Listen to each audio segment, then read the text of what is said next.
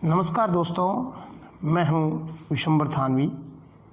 आप देख रहे हैं मेरा चैनल ध्येय विथ विशंबर थानवी। जैसा कि अगले वीडियो में हम पढ़ चुके हैं सूरदास और उसका परिचय। आज हम CBSE कक्षा 9 अध्याय पद्य भाग का प्रथम सूरदास के बारे में अध्ययन करेंगे। भ्रमर गीत के कुछ पद दिए हुए हैं, उसके बारे में सामान्य चर्चा करेंगे।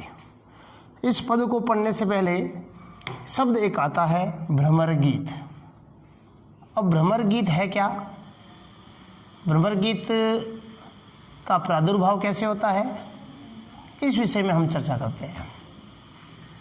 भ्रमर गीत जो है वो श्रीमद् भागवत में 47वें स्कंद में इसका उल्लेख मिलता है।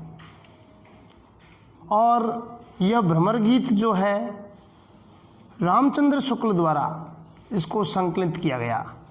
यह सूर सागर का ही एक भाग है। सूर सागर जो कि सूरदास जी द्वारा लिखी गई थी, और इस सूर सागर में से ही भ्रमर गीत को निकाला गया है, जिसको पदबद्ध किया है, जिसका संकलन किया है आचार्य रामचंद्र शुक्ल ने। इसके करीब 400 दोहे थे, उनको एक जगह पे लेकर के लाए गए और यह भ्रमर गीत के माध्यम से जाना जाता है। अब इसमें आगे चलते हैं। सूरदास की जो सूर सागर है, उस सूर सागर में भगवान कृष्ण और गोपियाँ, इनके विषय में, इनके बीच वार्तालाप में काफ़ी कुछ बताया गया है। भगवान कृष्ण जब गोकुल से मथुरा की तरफ प्रस्थान कर जाते हैं तो गोपियों को ये आश्वस्त करते हैं कि मैं आपसे मिलने ज़रूर आऊँगा।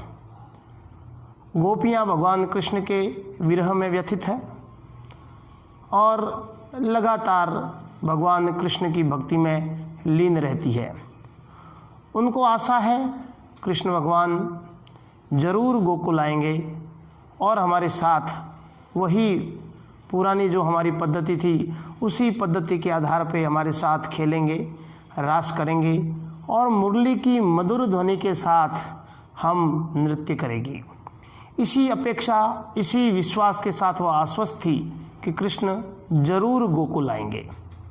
किंतु कृष्ण भगवान अपने विश्वास पे नहीं खरे उतरते हैं और गोपियाँ भगवान की लगातार प्रतीक्षा करती रहती हैं, और उस प्रतीक्षा के बदले में भगवान कृष्ण अपने एक मित्र उद्धव को गोकुल भेजते हैं। उद्धव अपने साथ ज्ञान, योग और ब्रह्म की गठरी लेकर के पहुँचते हैं।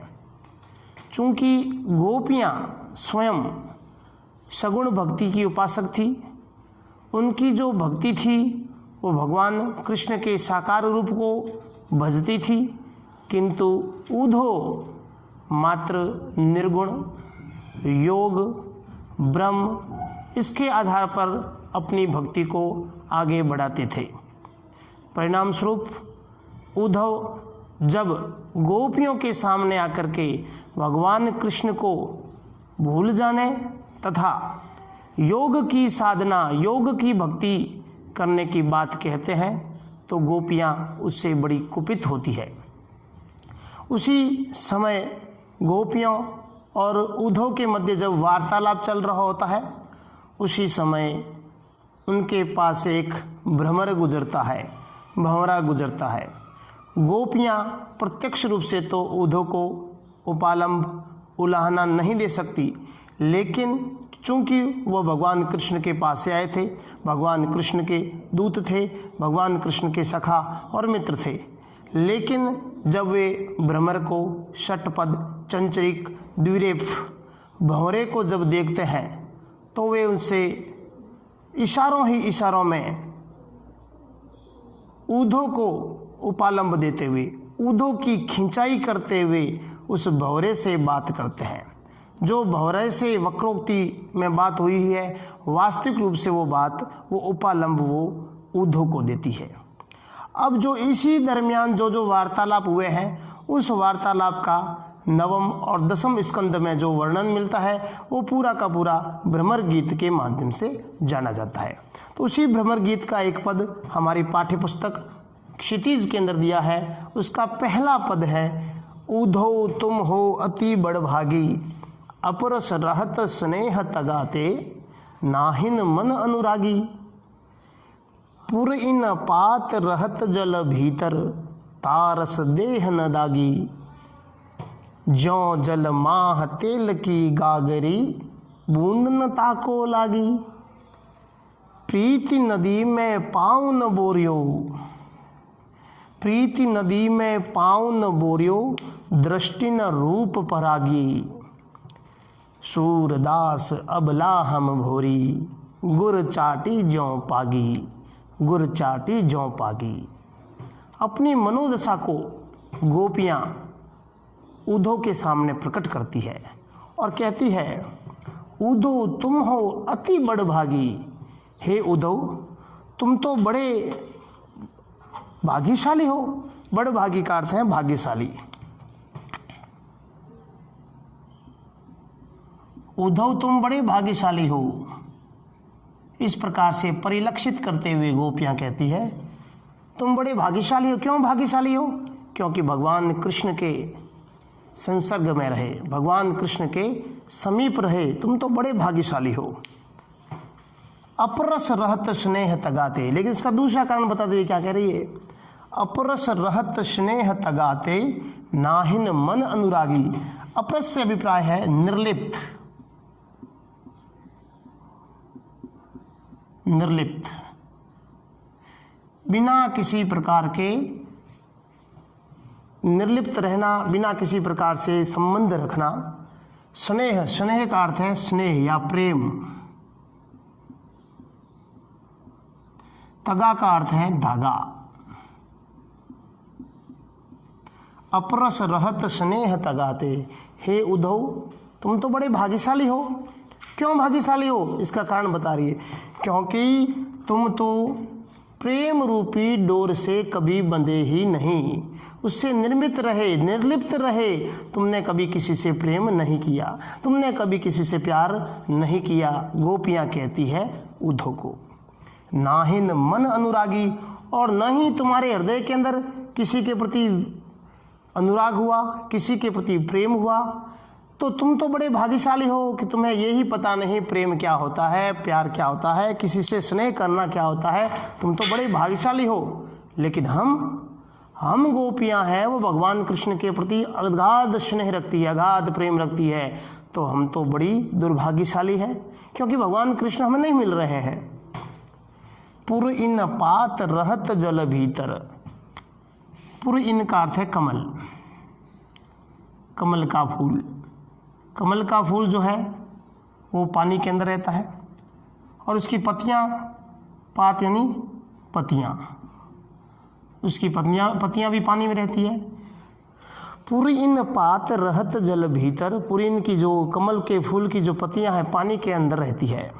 तारस देह न दागी, लेकिन उसकी देह के ऊपर, उसकी पत्तियों के ऊपर किसी प्रकार का दाग नहीं लगता, धब्बा नहीं लगता। देह मतलब उसकी काया पे, काया, वपु, कलरव, गात्र, घात, ये सभी देह के पर्यायवाची है।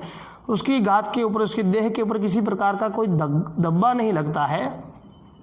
वैसे ही गोपियाँ उद्धव को कहती है, तुम लगातार भगवान कृष्ण के पास रहे, कृष्ण के समीप रहे, लेकिन तुम्हारे अंदर भगवान कृष्ण के प्रति किसी प्रकार का स्नेह, प्रेम और प्यार नहीं पनपा।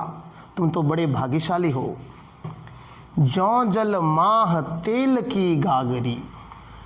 अब इसमें ये बताया गया कि तुम तो जिस प्रकार से कमल की फूल की पत्तियां हैं, पानी में रहती है, फिर भी उस पर दाग नहीं लगता, अर्थात वो वाटरप्रूफ है।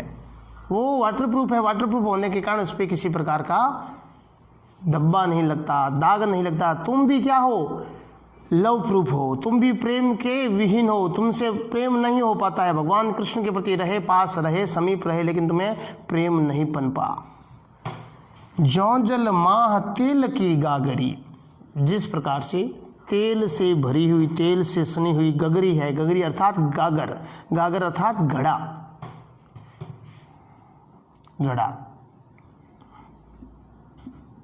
ज्यों जल माह, माह यानी अंदर, ज्यों यानी जिस प्रकार, बूंद न ताको लागी, जिस प्रकार से तेल की जो गागर है, गगरी है, घड़ा है, कलश है, उसको पानी में डाल दिया गया। जैसे ही पानी से बाहर निकाला उसके ऊपर एक भी बूंद पानी की नहीं लगी। प्रीति नदी में पाँव न बोरियो, बहुत बड़ी बात कही है। प्रीति नदी रूपक अलंकार है, प्रीति रूपी नदी, प्रेम रूपी नदी, प्रेम रूपी तरिणी, प्रेम रूपी निर्झरणी। प्रीति नदी में पाँव न बोरियो, पाँव का अर्थ है पाँव, बोरियो मतलब डुबोया।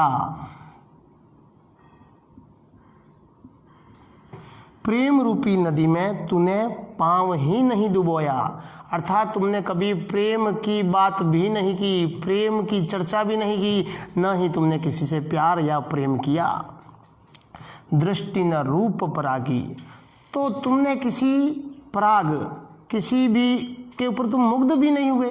तुमने जब प्रेम रूपी नदी में पैर भी नहीं डुबाया तो इसका अर्थ है कि तुम कभी किसी के रूप के ऊपर मुग्ध भी नहीं हुए।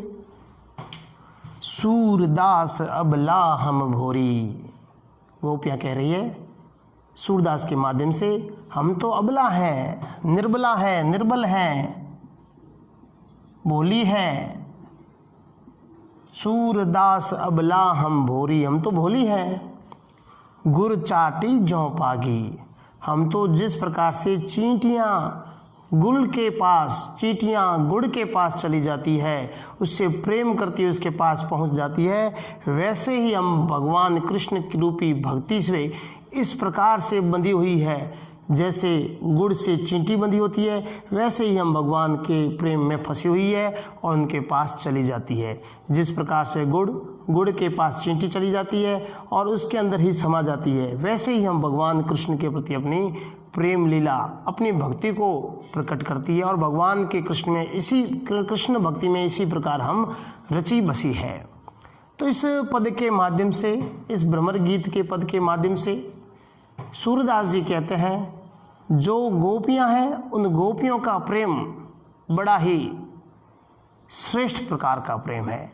वो भगवान के प्रेम में इतनी वशीभूत है, इतनी मुग्ध हो गई है कि उन्हें संसार की लोक लाज की परवाह नहीं है। और जब उनके सामने उद्धव आता है, वो योग की गठरी लेकर के आता है, उस योग की गठरी को, उस ब्रह्म की गठरी को, उस निर्गुण की गठरी को कदापि स्वीकार नहीं करती है।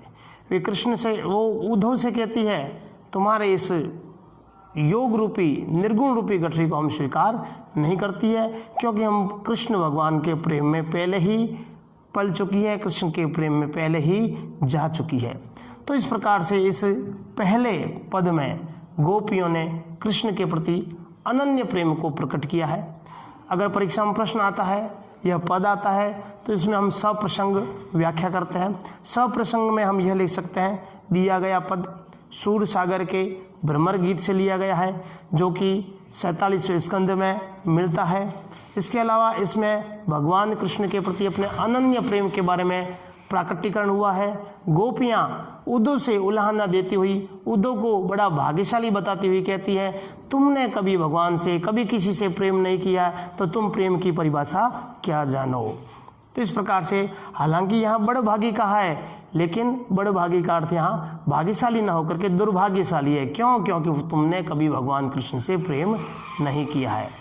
तो इसके नेक्स्ट वीडियो में हम आगे और देखेंगे दूसरा पद, और आप तब तक मेरे चैनल को ज़रूर शेयर करें, लाइक करें, सब्सक्राइब करें। थैंक यू, धन्यवाद।